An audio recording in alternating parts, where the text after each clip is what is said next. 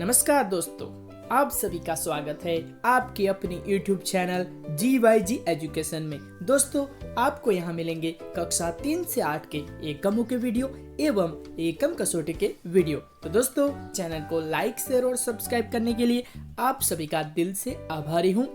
अगर आपको वीडियो पसंद आए तो चैनल को सब्सक्राइब जरूर से करना और हाँ दोस्तों, नीचे दिए गए बेल आइकन को भी जरूर से दबाना, जिससे हमारे नए वीडियो की नोटिफिकेशन आपको तुरंत मिल जाए और आप वीडियो का आनंद ले पाए।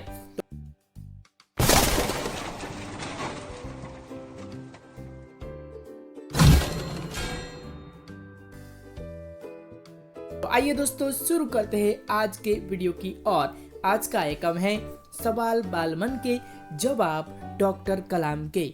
साक्षात्कार कक्षा 8 विषय हिंदी। तो आइए दोस्तों, शुरू करते हैं आज के एकम की ओर।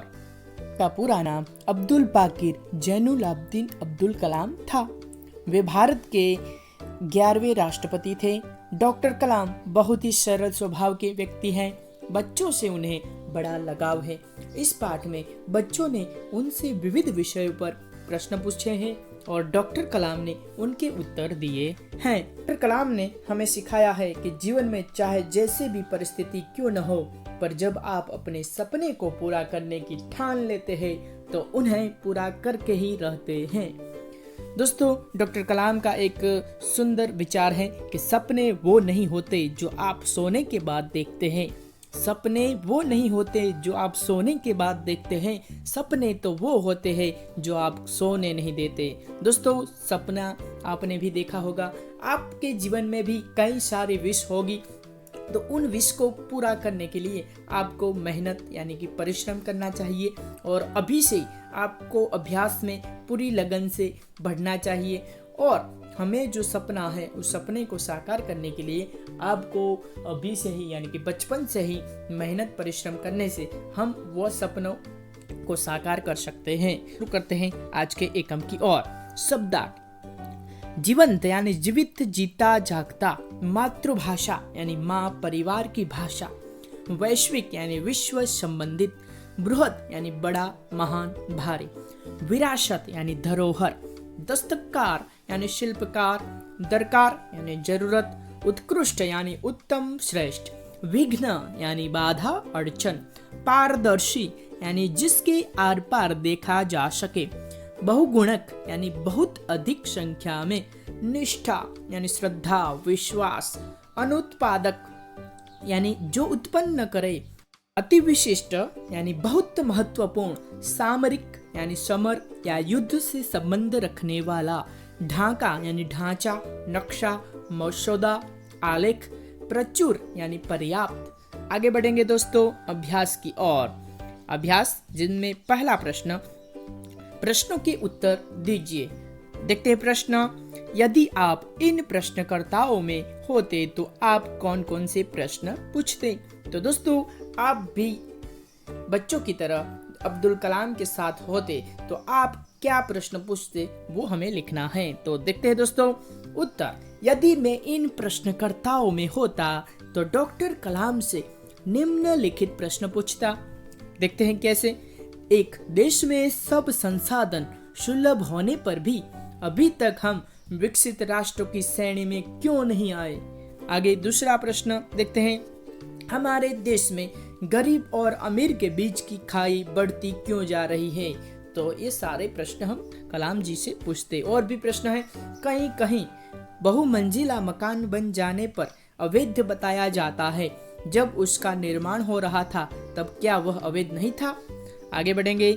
चौथा प्रश्न पूछेंगे। विदेशी बैंकों में जमा काला धन भारत लाने में सरकार असक्षम क्यों है? तो वो कई सारे प्रश्न हैं जो हम पूछ सकते हैं। आगे बढ़ेंगे दोस्त प्रश्न 2 की ओर। डॉक्टर कलाम ने अपने बचपन की कौन सी यादगार घटना सुनाई? तो दोस्तों, हर एक के जीवन में यादगार घटनाएं होती हैं। तो डॉक्टर कलाम के जीवन भी ऐसी यादगार घटना थी जिस घटना को डॉक्टर कलाम ने बच्चों को शेयर की थी। तो कौन सी घटना थी? देखते हैं उत्तर।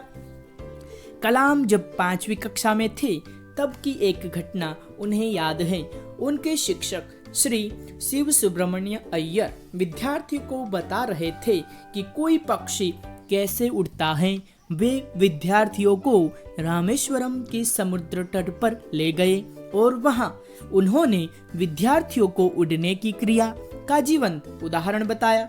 डॉक्टर कलाम पर इस घटना का गहरा असर पड़ा। इससे उन्हें विज्ञान बढ़ने की प्रेरणा मिली। तो आगे देखते हैं दोस्तों प्रश्न 3 की ओर। प्रश्न 3, आपकी यादगार घटना बताइए। दोस्तों आपके जीवन में भी कई सारी यादगार घटनाएं होगी, जिनमें से आपको एक यादगार घटना यहाँ लिखनी है। तो देखते हैं उत्तर। गर्मी की छुट्टियां थी। मैं अपने गांव गया हुआ था। गांव के पास नदी थी। मेरा बड़ा भाई अच्छा तैराक था। मैं भी नदी में तैरना चाहता था, लेकिन डरता था। मेरा भाई मुझे नदी के किनारे ले गया और बातें करने लगा। इसी बीच उसने मुझे धक्का दिया और मैं नदी में जा गिरा। डूबने के डर से मेरे हाथ पांव चलने लगे और मैं किनारे तक आ गया। भाई ने कहा, डरते क्यों हो? इसी तरह पानी में हाथ पैर हिलाते रहो। डरो मत, डूबोगी नहीं। डूबने लगेगी तो मैं बचा लूंगा। बस फिर क्या था, मैं निडर होकर पानी में हाथ पैर हिलाता रहा एवं इधर से उधर और उधर से इधर चक्कर लगाता रहा। उसी दिन से मुझे तैरना आ गया। बचपन की इस घटना को मैं कभी भूल नहीं सकता। दोस्तों आपके जीवन में भी जो घटना हो वो आपके शब्दों में यहाँ लिखना है। आइए दोस्तों आगे बढ़ते हैं। प्रश्न 4, अपना लक्ष्य प्राप्त करने के लिए आप क्या क्या करते हैं? तो दोस्तों आपके जीवन में भी लक्ष्य होगा कि आपको क्या बनना है। तो दोस्तों उनके लिए आप क्या करते हैं वो यहाँ लिखना है। तो दोस्तों पहले ये सोचो कि तुम्हें क्या बनना है। लक्ष्य निश्चित हो जाने पर उसी दिशा में कठिन परिश्रम करने और आने वाली कठिनाइयों बाधाओं को जीतने से ही जीवन में सफलता मिलती है। सामान्य आर्थिक स्थिति के बालक भी जी तोड़ परिश्रम करने और साहस पूर्वक आगे बढ़ने से बड़े व्यक्ति बन सकते हैं। तो दोस्तों आज हमारे देश में डॉक्टरों और इंजीनियरों की कमी नहीं है, कमी है अच्छे वैज्ञानिकों की। इसलिए एक महान वैज्ञानिक बनकर देश का नाम रोशन करना यही मेरे जीवन का लक्ष्य है। इसे पाने के लिए मैं अपने पाठ्यक्रम की विज्ञान की पुस्तकें बड़े ध्यान से पढ़ता हूँ। विज्ञान की अन्य पुस्तकें भी स्कूल के पुस्तकालय से लाकर पढ़ता हूँ। मैं वैज्ञानिकों के जीवन पर लिखी पुस्तकें भी पढ़ता हूँ। घर पर मैं छोटे छोटे प्रयोग भी करता हूँ। तो दोस्तों इस तरह आपको लिखना है। आगे बढ़ेंगे दोस्तों। प्रश्न 5, किसी को मुसीबत में देखकर आप क्या करते हैं? उत्तर देखते हैं दोस्तों। किसी को मुसीबत में देखकर मैं यथाशक्ति उसकी मदद करता हूँ। तन मन धन से मैं उसकी सहायता करने से पीछे नहीं हटता। इसके लिए मैं अपने माता पिता से कुछ मांगने में भी संकोच नहीं करता। मेरे मित्र इसमें मुझे सहयोग देते हैं। आगे बढ़ेंगे दोस्तों नए प्रश्न की ओर। प्रश्न 2, परिच्छेद को शुद्ध रूप से पढ़िए और सुंदर अक्षरों में लिखिए। तो आपको ये पैराग्राफ लिखना है। आगे बढ़ेंगे। देखते हैं दोस्तों उत्तर। बचपन में हमें मातृभाषा को महत्व देना चाहिए। मातृभाषा माँ की भाषा है। माँ की गोद में हम उसी में सोचना विचारना सीखते हैं। सोचने विचारने की भाषा ही हमारी अभिव्यक्ति की भाषा हो सकती है। मातृभाषा में हम अपने हृदय मन के भावों को सरल और प्रभावी ढंग से प्रकट कर सकते हैं। इसलिए बचपन में हमें मातृभाषा को ही महत्व देना चाहिए। अंग्रेजी विदेशी भाषा है, उसे पढ़ने सीखने में बहुत प्रयत्न करना पड़ता है। उसमें प्रवीण होने पर भी अपने हृदय के भाव हम उसमें असरकारक ढंग से प्रकट नहीं कर सकते। इसलिए अंग्रेजी भाषा मातृभाषा का स्थान नहीं ले सकती। दोस्तों आगे बढ़ेंगे नए प्रश्न की ओर। प्रश्न 4, अनुमान लगाओ तुम 2020 में हो। अपने आसपास क्या देख रहे हो? अपने विचार प्रस्तुत कीजिए। यानी कि आप 2020 में हो तो उनमें क्या होगा तो वो हमें लिखना है। सन 2020 में देख रहा हूँ कि विचारों और हरियाली है। पिछले वर्षों में वृक्षारोपण की प्रवृत्ति में तेजी आने से यह संभव हुआ है। मेरे सामने की सड़क पर हरे भरे पेड़ फूलों से लदे हुए खड़े हैं। सड़क खूब चौड़ी और साफ सुथरी है। लोग चीजें खरीदने के लिए मॉल जा रहे हैं। सड़कों पर रिक्शे कम हो गए हैं। कारों की संख्या बढ़ गई है। इनमें भी छोटी कारें ज्यादा हैं। पेट्रोल पंप बहुत व्यस्त है। आगे भी क्या होता है देखते हैं। फ्लाईओवर पर वाहनों का रेला देखने में बहुत अच्छा लगता है। लड़कियां फराटे से दुपहिया वाहनों पर आ जा रही है। नुक्कड़ पर कोई बेकार खड़ा हुआ नहीं दिखता। यहाँ होटल हैं। इस समय दोनों होटल खचाखच भरे हुए हैं। होटल में एक रोबोट डेरे का काम कर रहा है। इस तरह मेरे चारों ओर का वातावरण चहल पहल से भरा हुआ है। तो दोस्तों हम 2020 की साल में ही जी रहे हैं। तो आपको जो भी आपके मन में आपको जो भी दिख रहा है वो यहाँ लिखना है। आगे बढ़ते हैं स्वाध्याय की ओर। प्रश्न 1, प्रश्नों के उत्तर दीजिए। जिनमें प्रश्न 1, बढ़े हुए से देखा हुआ ज्यादा याद रह जाता है, क्यों? दोस्तों पढ़ने में हमें बहुत आलस्य होती है, लेकिन जो हम देखते हैं उसमें हमें मजा आता है और देखा और सुना वो हमें बहुत याद रह जाता है। इसलिए इस वीडियो को भी आप बार बार देख सकते हो और स्पीड ज्यादा करके भी देख सकते हैं। तो देखते हैं उत्तर। देखे हुए दृश्य का चित्र मस्तिष्क में जो का क्यों अंकित हो जाता है? बढ़ने से केवल मन के काल्पनिक चित्र बनता है। कल्पना में वह सच्चाई नहीं होती जो यथार्थ में होती है।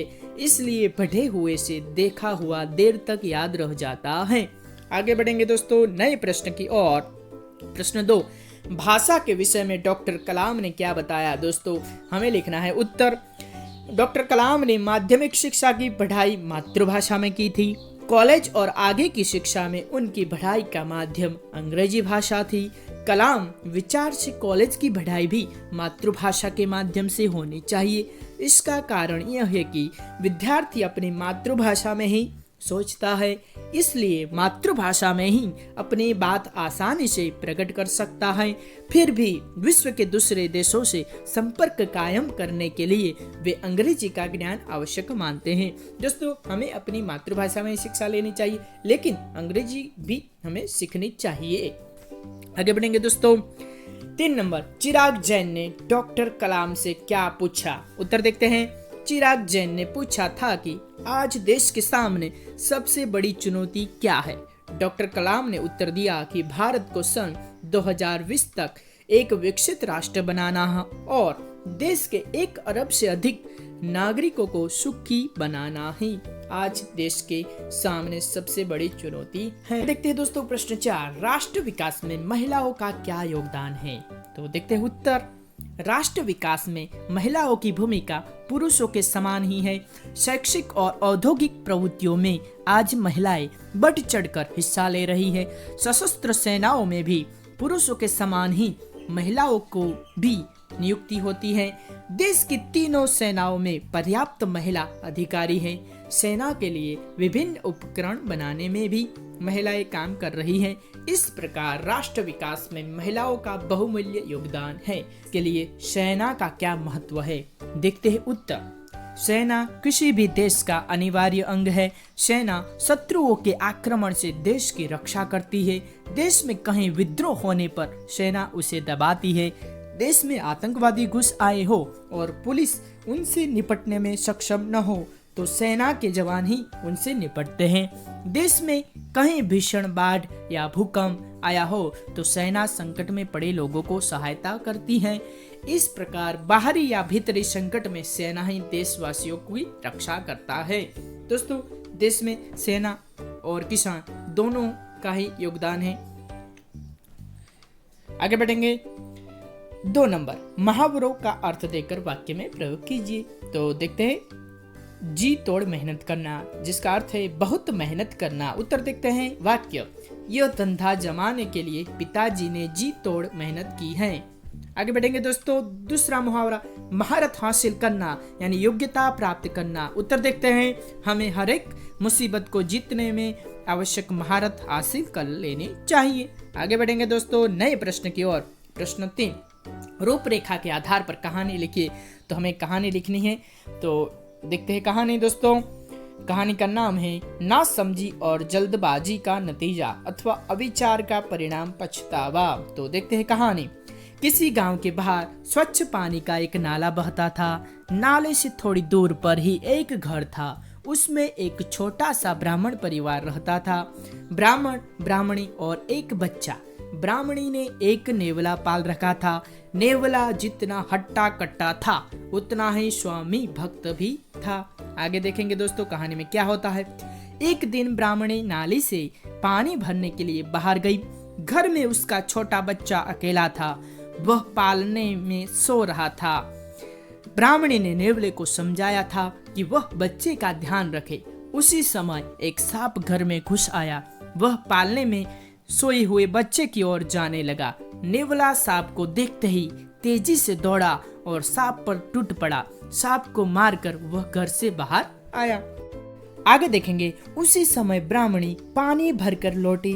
उसने दूर से नेवले का खून से लथपथ मुंह देखा। उसने सोचा कि उसकी गैरहाजिरी में नेवले ने उसके बच्चे को मार डाला है।